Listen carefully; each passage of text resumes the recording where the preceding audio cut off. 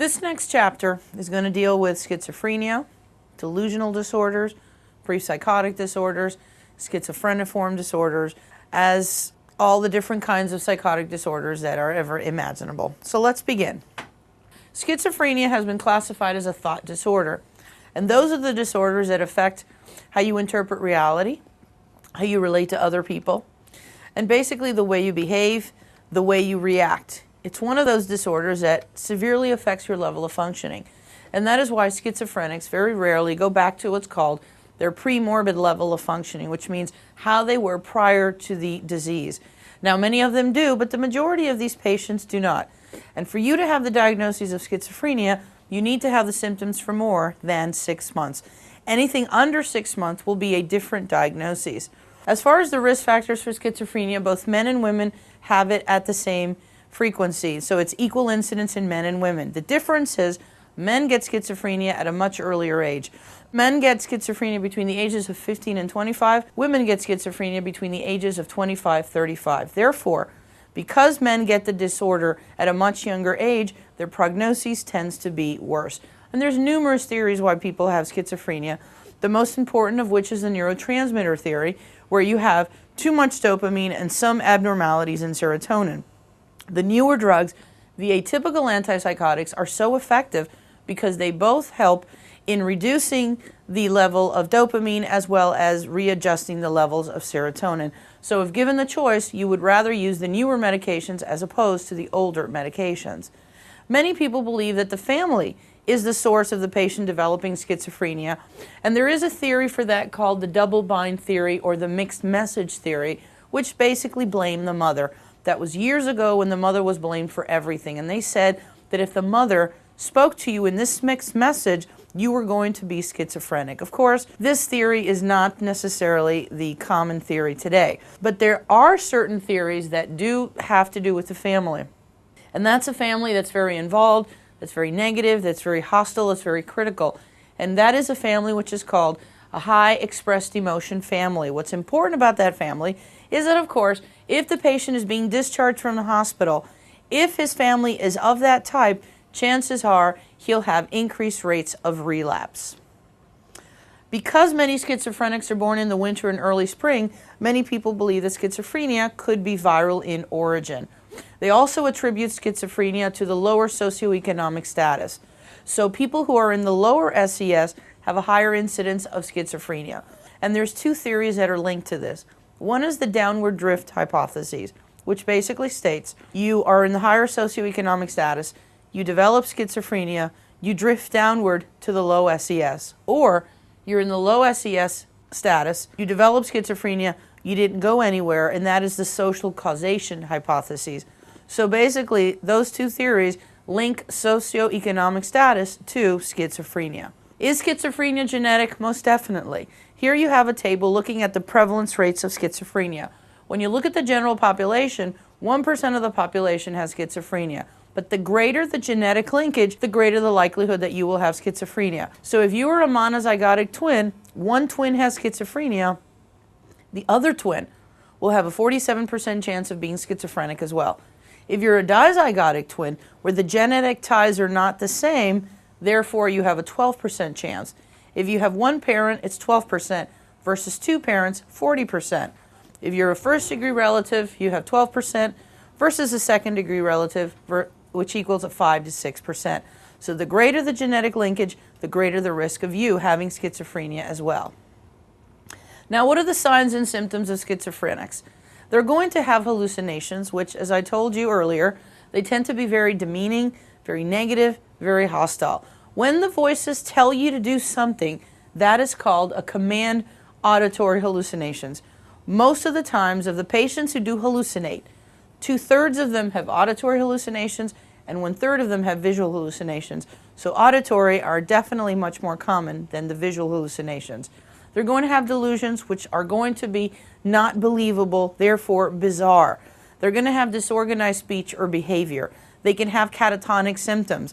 They can have negative symptoms, and of course, they're going to have a deterioration in their level of functioning. When you do a physical exam, you probably won't find much of anything, but you can find something called a saccadic eye movement, which is nothing more than an abnormality in smooth eye pursuit. What's important about that is they have it, as do their first-degree relatives. Now, there are certain brain imaging findings that are characteristics of schizophrenia. If you were to do a CT or an MRI, what you're going to find is enlarged ventricles. Now, schizophrenics have enlarged ventricles, and the greater the enlarged ventricle, the worse the prognoses, the more likely that the patients will have negative symptoms.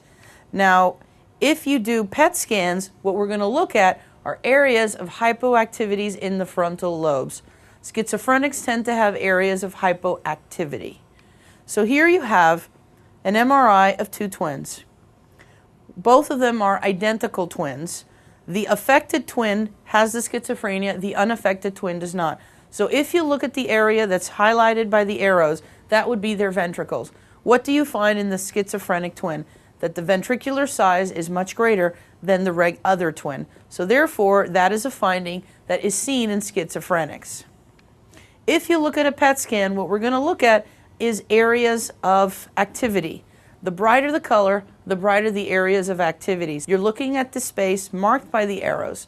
And what do you find? These twins, one has schizophrenia, the other one does not. If you look at the unaffected twin, you're going to find a lot of colors. Greens, reds, yellows. So this is a very active, it's a very hot spot. When you look at the unaffected twin, you tend to see darker colors or basically no areas of pickup. So that indicates that schizophrenics have areas of hypodensities in the frontal lobe. And that makes sense because in the frontal lobes is where you have higher level order of functioning. That's where you have executive functioning. That's where you have the features essential of your personality, which all tend to be problems in patients who have schizophrenia. As far as psychological tests, you should not find any abnormalities in patients who have schizophrenia. However, if their schizophrenia causes cognitive deterioration, then you would expect a decline in their IQ. If you're going to do neuropsychological tests, of course, you will find deficits based on the certain lobes that are affected because of the schizophrenia. You're going to have the problems with attention. You're going to have the problems with retention and, of course, their problem-solving ability.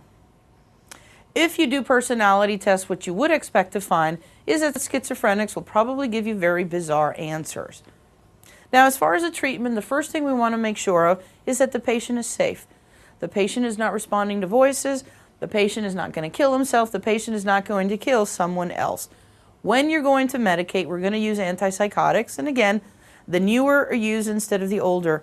Use the atypical antipsychotics, the ones that work on dopamine, the ones that work on serotonin, before you use anything else. If no medication is working, then you can try clozapine. If you're going to use psychotherapy, then supportive psychotherapy is what's essential. And supportive psychotherapy is nothing more than an ego builder, making a situation where the patient feels that he or she can trust you. He or she can tell you about anything and you are not going to judge them, and all you're going to do is provide support to that patient, making sure they take their medications, making sure that their lives are going well, making sure that they are working, etc. Now, as the differential diagnoses are concerned, the first thing we want to rule out is whether or not this person is under the influence of drugs. And the most that would most likely do this are the psychostimulants. Drugs like cocaine and amphetamines. Why? Because they raise the level of dopamine. They make you hallucinate. They make you delusional. So what you want to make sure is that you check the urine drug screen. If it comes back negative, what you're looking at is a patient who probably has a schizophrenic disorder. Epilepsy, because patients with epilepsy could have hallucinations, and of course other psychotic disorders. But the case itself is what will distinguish whether it's something else versus schizophrenia. You also want to make sure that the patient is not lying, that the patient is not getting any undue benefit from having this diagnosis. As far as the medical diagnoses, you want to make sure that this is not due to steroids, which can make the patient psychotic. You want to make sure that it's not due to anything in the brain, such as HIV. And you want to make sure that these patients do not have a personality disorder. And the one that would most closely resemble schizophrenia would probably be the schizotypal personality disorder. The borderline personality disorder can also become psychotic.